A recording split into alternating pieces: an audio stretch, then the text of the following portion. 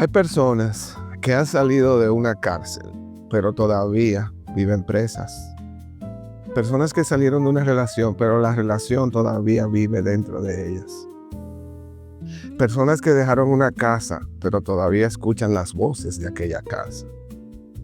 Personas que cambiaron de ciudad, de trabajo, de pareja, de vida, pero siguen cargando por dentro el miedo, la culpa, la vergüenza y las heridas del lugar del que salieron. Y por eso hubo algo que dijo Miguelina durante nuestra conversación que me llegó al corazón. De la violencia no salimos simplemente cuando abandonamos el lugar donde nos violentaban. Salimos cuando nuestra alma comienza a sentirse libre. Esas fueron sus palabras.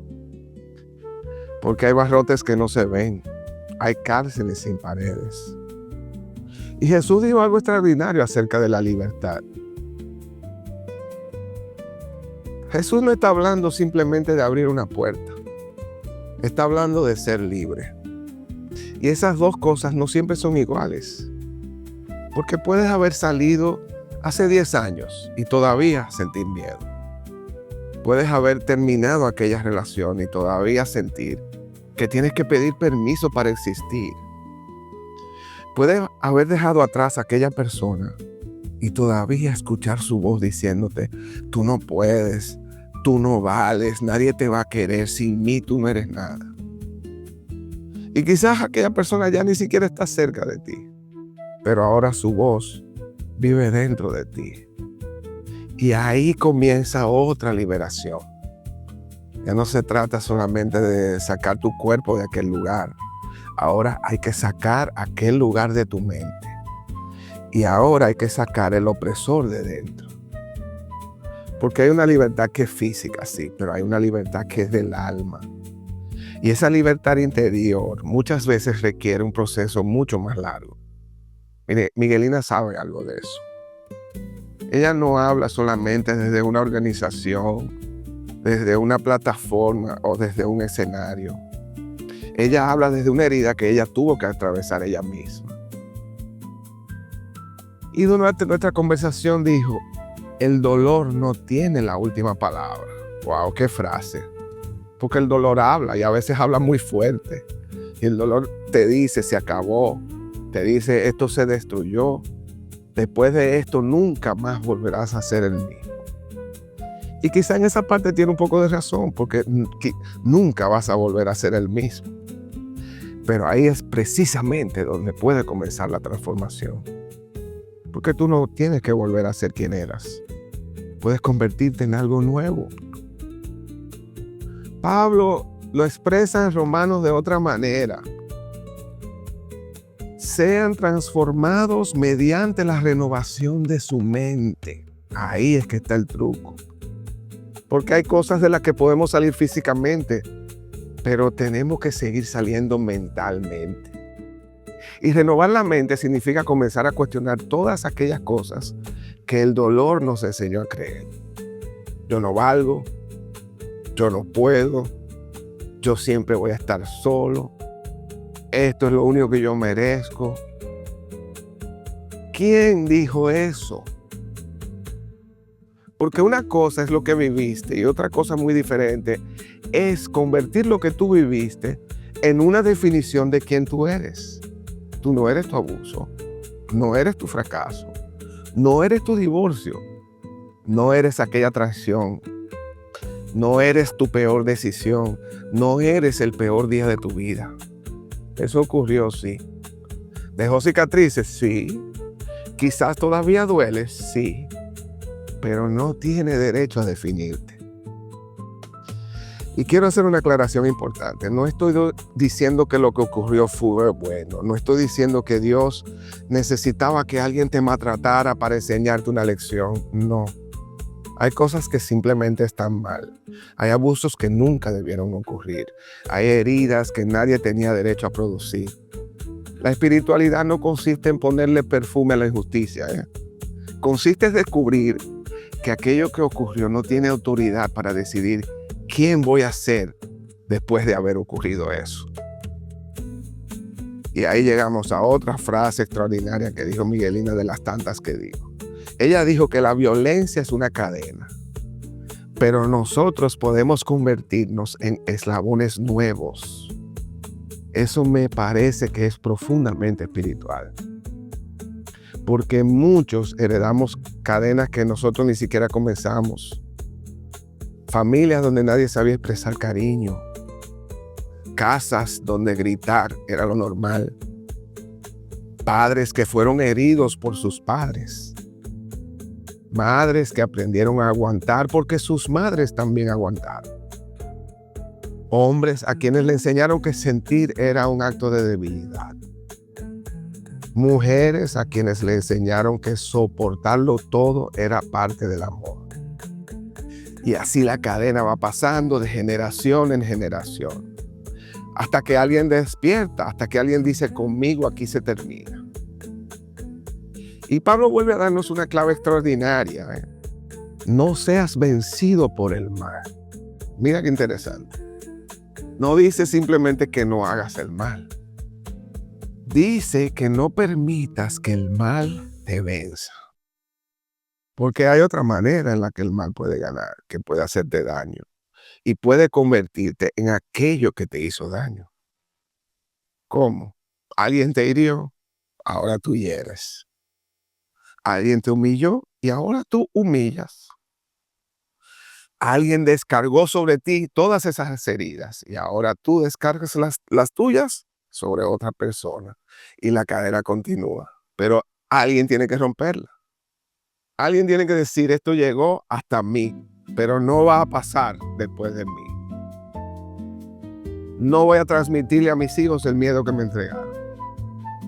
No voy a convertir mi herida en una arma. No voy a repetir una historia solamente porque esa historia me suena familiar.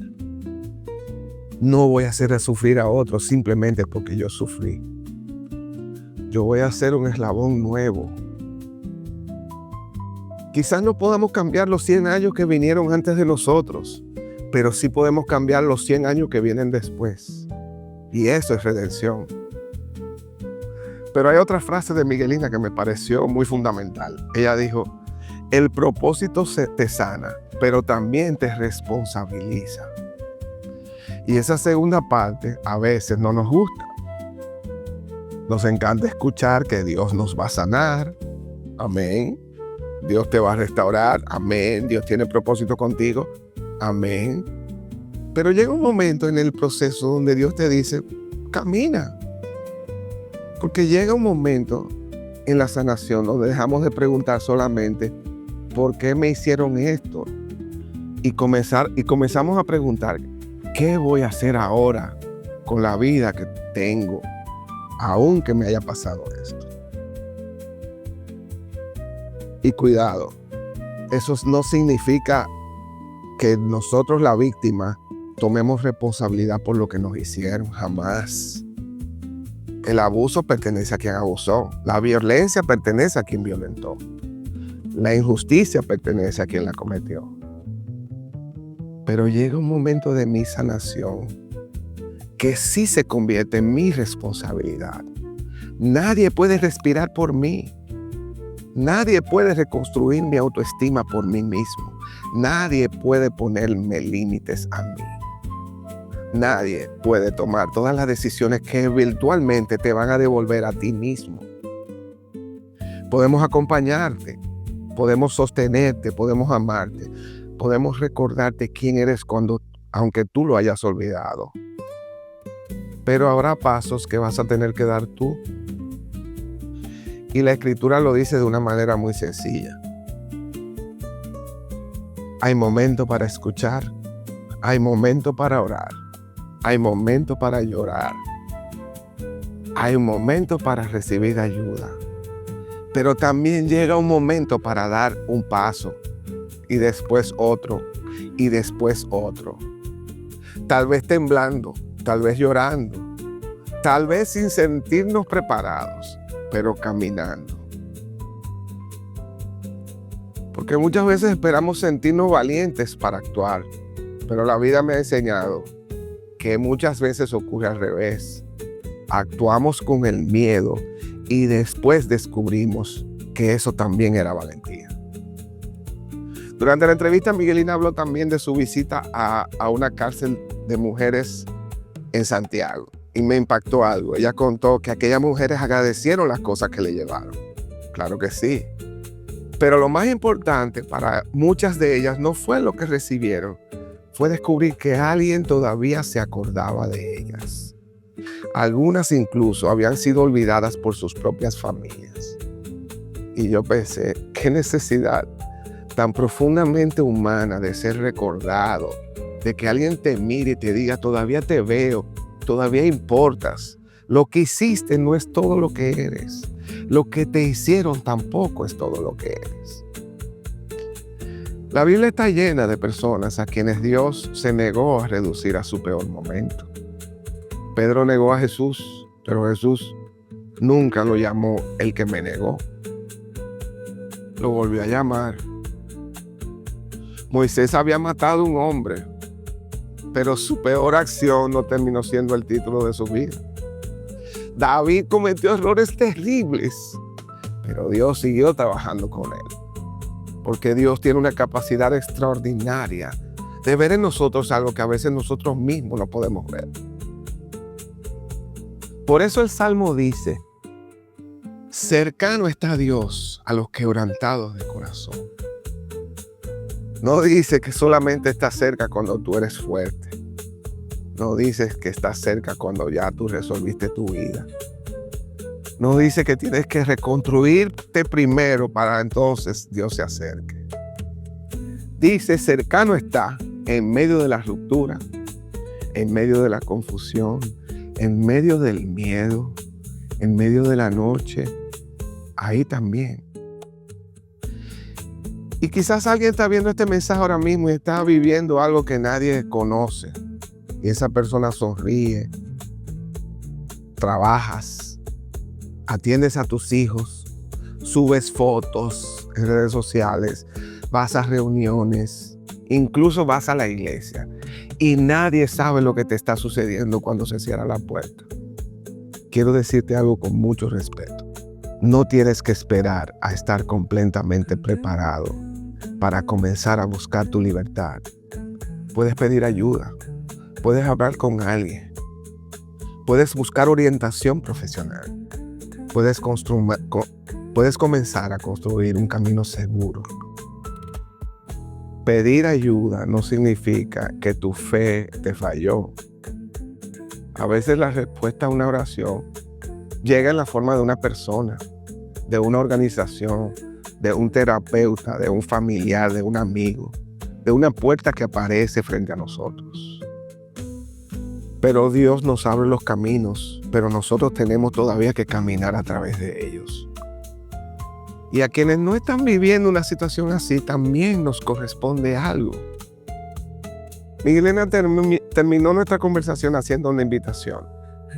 Ella dijo, seamos puentes de bendición. Quizá tú no tienes una fundación, no importa.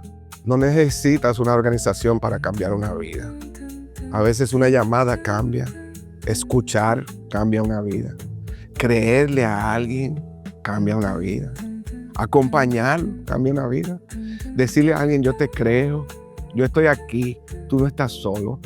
Eso puede cambiar completamente la dirección de una existencia.